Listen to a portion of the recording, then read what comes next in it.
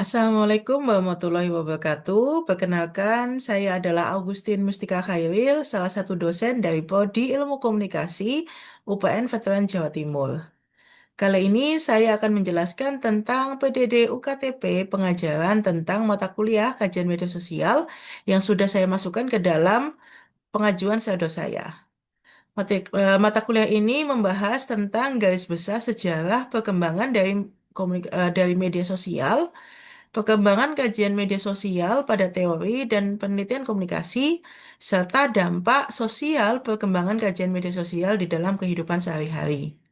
Mata kuliah ini merupakan salah satu mata kuliah yang dirancang untuk menstimulus mahasiswa untuk berpikir kritis dalam upaya memecahkan dengan menguasai ilmu komunikasi di dalam tataran konsep, prinsip, perspektif, hingga konteks khususnya di dalam memahami fenomena di komunikasi digital serta mampu mengaktualisasi ilmu komunikasi di dalam masyarakat luas.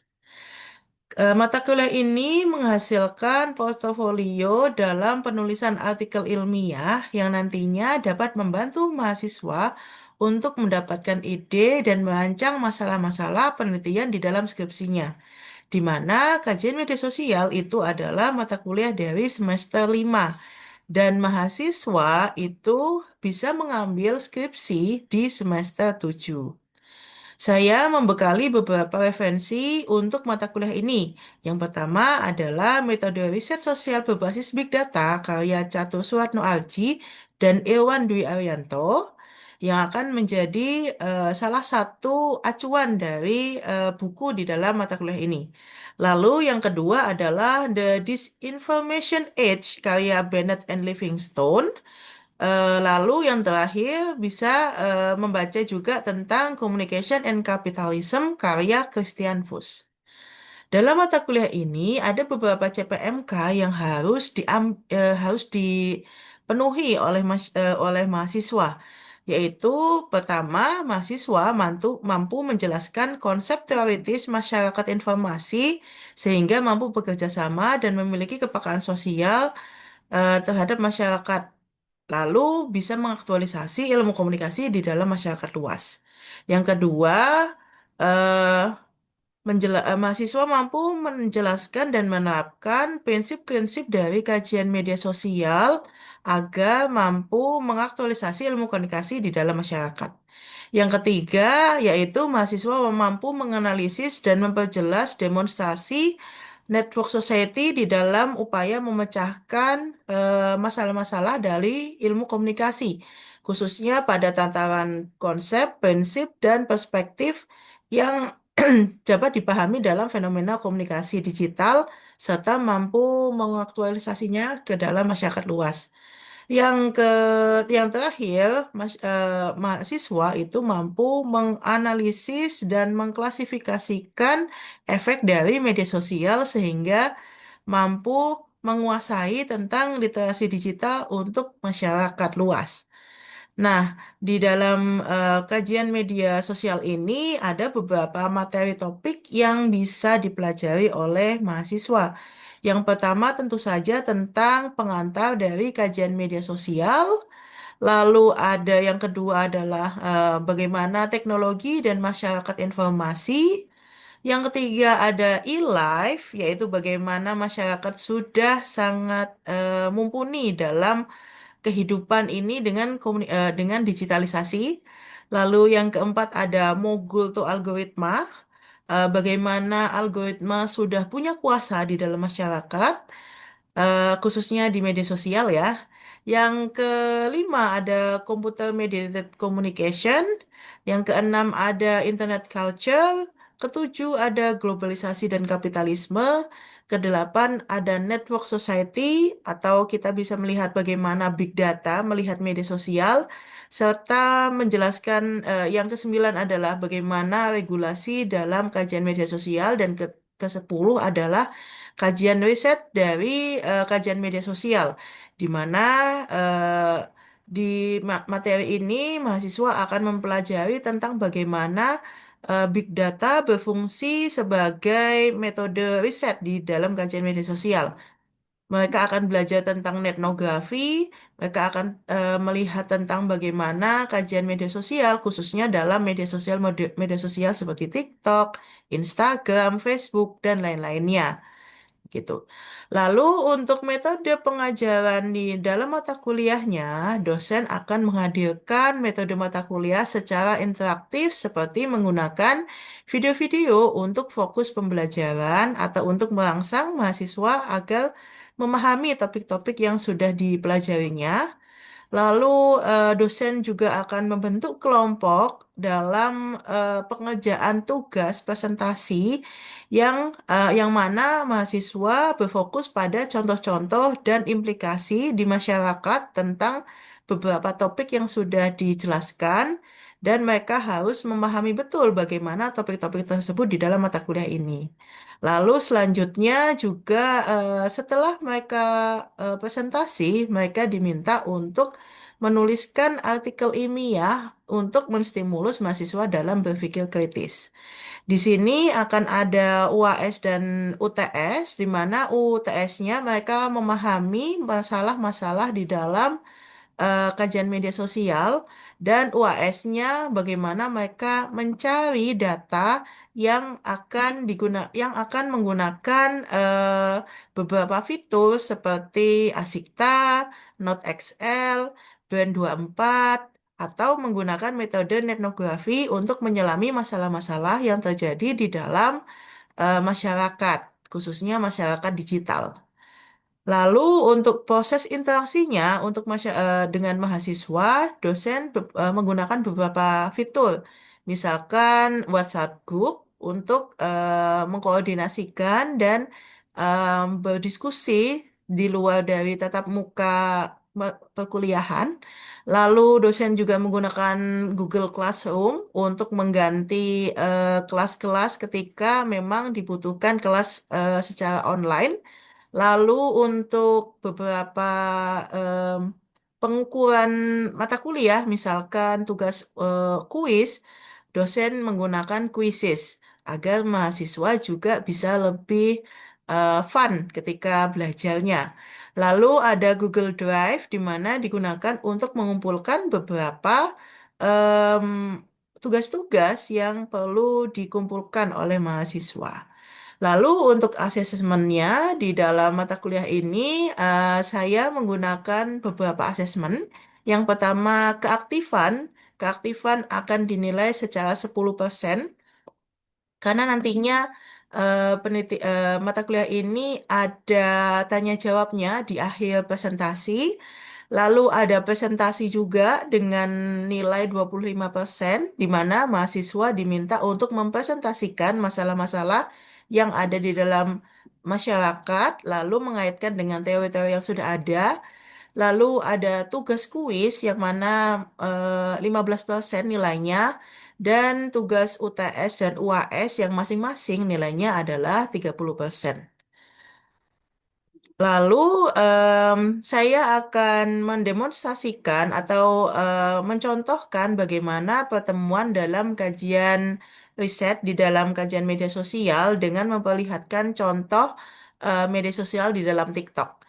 Jadi video yang akan dijelaskan setelah ini adalah salah satu contoh dari perkuliahan tatap muka ke-10 kajian riset dalam kajian media sosial dengan memperlihatkan contoh-contoh media sosial. Di sini saya menggunakan media sosial TikTok. Oke, selamat pagi teman-teman. Assalamualaikum warahmatullahi wabarakatuh. Waalaikumsalam warahmatullahi wabarakatuh. Gimana kabarnya? Sehat? Sehat ya. Alhamdulillah. Baik. Teman-teman, hari ini kita akan belajar tentang TikTok Studies. Gitu. Jadi kalau kemarin itu kan kita udah belajar tentang game studies tuh. Game studies itu kan berkaitan dengan bagaimana kita melihat biasanya tuh kalau dalam riset-riset di komunikasi itu kebanyakan bahas apa sih di game, bisa tentang representasi, bisa tentang role play gitu ya. Nah, kita akan fokus lebih jelas tentang bagaimana sih di TikTok. Ada beberapa mahasiswa-mahasiswa yang sudah melakukan riset tentang TikTok kebanyakan itu pasti mediumnya itu di dalam TikTok teman-teman. Yang mana TikTok itu sangat dekat dengan kalian, betul nggak? Betul. Oke, kita mulai aja. Mungkin agak ini ya sedikit. Silakan masuk aja nggak apa-apa. Ya, oke. Langsung duduk ya. Baik. Nah, ini kita bahas tentang TikTok. Kalian tahu kan TikTok itu apa? Metode mata kuliahnya itu tentang apa? Mata kuliah sih. Nah, kalau kita tahu TikTok itu sangat dekat ya dengan kita ya sebagai media sosial gitu ya. Dimana kalau kita tahu sebenarnya TikTok itu turunan dari Douyin. Douyin itu adalah media sosial dari Tiongkok yang mana ternyata di Indonesia itu cukup populer. Jadi di tahun 2016 dia itu mulai diambil sama ByteDance. Yang mana waktu itu zaman-zamannya Bowo. Kalian masih ingat nggak sih yang apa? Nari-nari gitu kan ya, jari-jari gitu kan. Sampai akhirnya ternyata di tahun 2020 di Indonesia itu sangat lazim sekali kita main TikTok gara-gara si pandemi itu, gitu teman-teman. Nah, popularitas TikTok itu memang dari tahun ke tahun itu sangat tinggi. Awal mulanya masuk ke Indonesia atau mungkin lebih populer di Indonesia itu tahun 2020. Saat itu kita lagi kena COVID, terus kita nggak ngerti mau ngapain. Satu hal yang sering kalian lakukan apa waktu itu? Bikin dalgona. Terus bikin apa tuh? Ini puding 3 bahan. Ingat nggak sih? Ingat ya, nah itu puding 3 bahan yang cuma Oreo, susu kental manis, sama apa ya, agar-agar kalau nggak salah. Itu tinggi banget teman-teman ternyata. Nah dari situlah ternyata engagementnya itu sangat tinggi, terutama di Indonesia. Gitu. Sampai akhirnya kalau kalian tahu, karena popularitasnya itu, akhirnya Indonesia itu salah satunya menjadi bahasa yang diadopsi oleh TikTok. Kalau kalian tahu, jadi TikTok itu ngambil berbagai macam bahasa. Jadi ada 150 negara yang akhirnya ngedownload si TikTok itu dan ada 39 bahasa. Makanya kalau kalian tahu ada banyak banget ya orang-orang yang akhirnya bisa bahasa Indonesia atau balesin pakai bahasa mereka. Even kita tanya misalkan, Pak D kok nggak ngambil kepiting lagi Pak D? Itu ingat gak sih? Ya kan Pak D siapa ya namanya? Pak D Jacob kalau nggak salah. Ingat ya? Gitu. Nah ini adalah beberapa riset yang digunakan oleh si TikTok ini. Topiknya itu macam-macam, mulai dari TikTok dan ciri-ciri dari pembagian oleh si Omar dan Wang. Ada juga nih online head yang difasilitasi oleh TikTok. Nah ini banyak banget kan sekarang ini yang akhirnya cyberbullying di TikTok gitu ya. Lalu yang paling dekat sama kita, bagaimana cara kerja selebritas internet di TikTok oleh Crystal Abidin. Jadi Crystal Abidin itu adalah salah satu researcher dari Korea yang fokusnya itu memang TikTok gitu. Jadi dia pengen tahu lebih banyak gitu tentang TikTok. Ternyata banyak hal ya yang bisa kita ambil ya ketika kita membahas tentang riset-riset di TikTok. Nah, ini kita membahas tentang metodologi penelitian di dalam TikTok. Kalau kalian tahu, ternyata ada berbagai macam metode penelitian. Ada digital ethnography. Kalian mungkin ada ide mungkin digital ethnography itu seperti apa? Ada yang mungkin pengen penelitian tentang hal itu?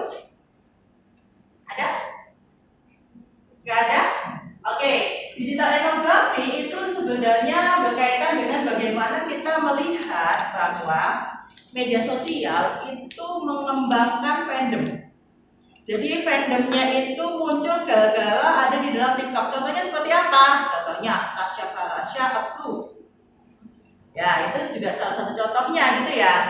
Tasya Farasya itu kan hanya selebgram, tapi dia bisa menciptakan yang namanya fandom untuk skincare. Itu adalah salah satu contohnya seperti itu. Lalu kita lihat apa? Kita lihat dari segi bagaimana bahasa-bahasa yang digunakan sama Tasya ketika dia nge-review produknya. Lalu kita lihat konten-kontennya itu ternyata ada beberapa hal gitu ya. Lalu apakah komentar dari orang lain itu bisa ngikutin kalimat-kalimat atau bahasa-bahasa yang diciptakan sama si Tasya gitu. Kalau observasi partisipan, mungkin ada yang mau kasih contoh seperti apa? Observasi partisipan. Ayo, siapa yang berani? Ayo, mungkin Cida. Apa ayo Cida? Observasi partisipan itu apa Cida? Observasi di mana kita juga berpartisipasi di dalam kayak komunitas gitu. Mungkin kalau di TikTok kayak presentasi Farsi tadi kita bisa lihat sendiri interaksinya fansnya atau fandomnya gitu. Oke, jadi melihat interaksinya gitu ya. Oke, terima kasih Cida. Lalu macam-macam ya. Jadi observasi partisipan itu macam-macam. Kita bisa melihat dari segi audiensnya. Apakah audiensnya itu benar-benar menciptakan budaya gitu ya di dalam TikToknya gitu, di dalam akun-akun si TikTok itu. Lalu ada in-depth interview atau FGD. Biasanya itu kita ingin lihat gimana sih orang itu, atau mungkin mau masuk silakan. Oke. Nah, melihat bagaimana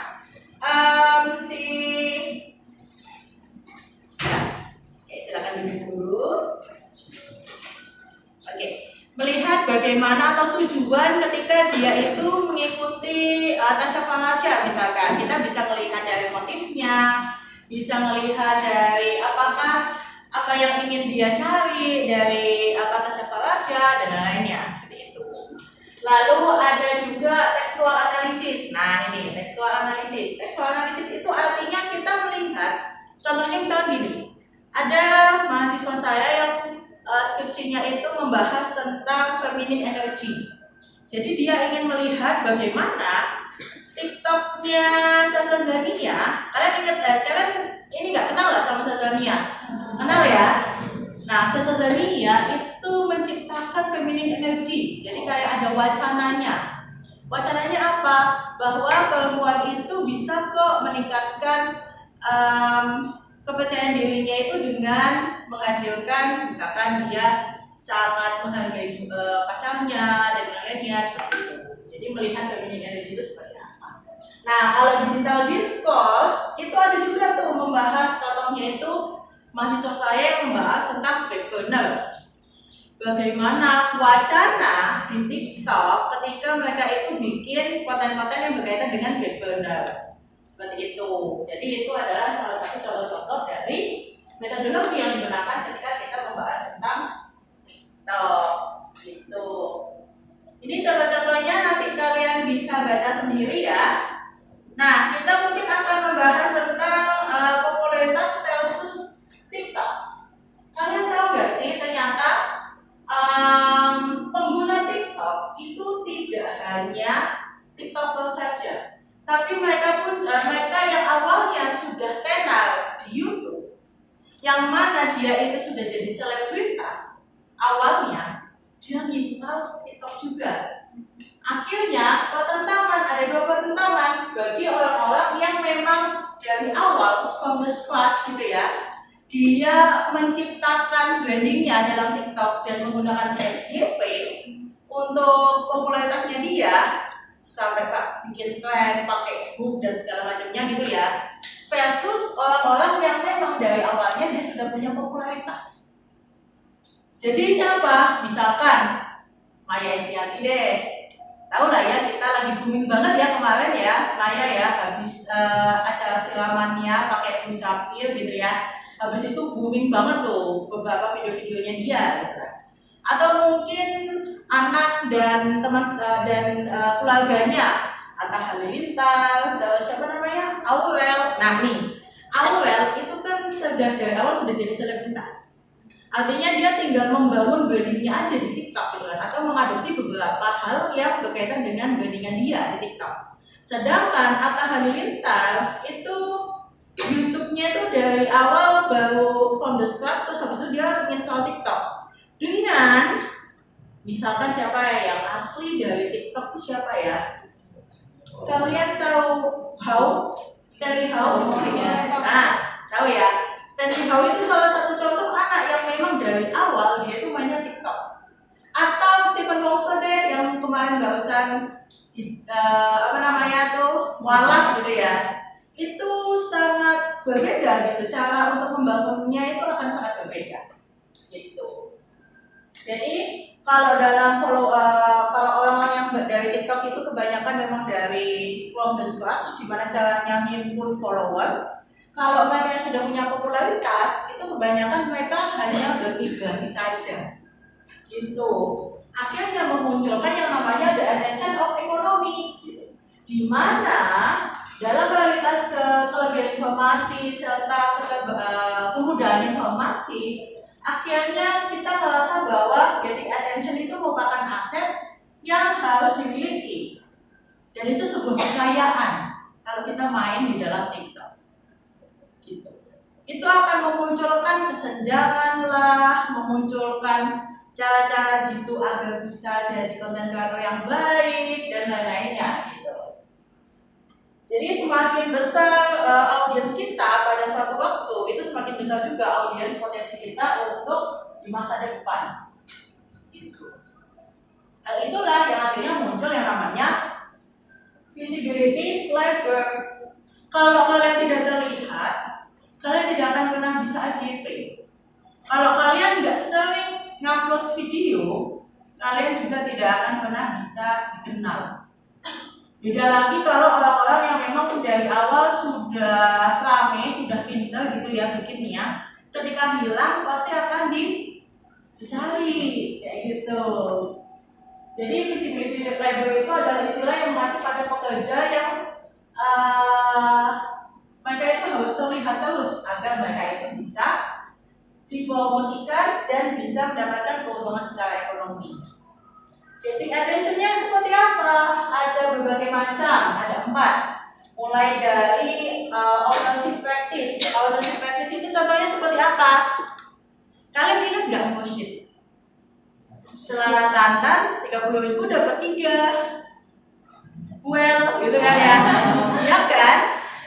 Teknik kaca terlupakan well, itu sangat ownership dia. Dia merasa bahwa itu adalah ciri khasnya dia. Jadi kalau orang punya ciri khas, itu biasanya akan terkenal, gitu. Ada juga pakai algoritma praktis itu biasanya untuk orang-orang yang misalkan dia itu afiliator, parfum, skincare, make up dan lain-lain, afiliator. Itu dia memainkan algoritma. Gimana caranya biar dia tetap masuk dalam algoritma.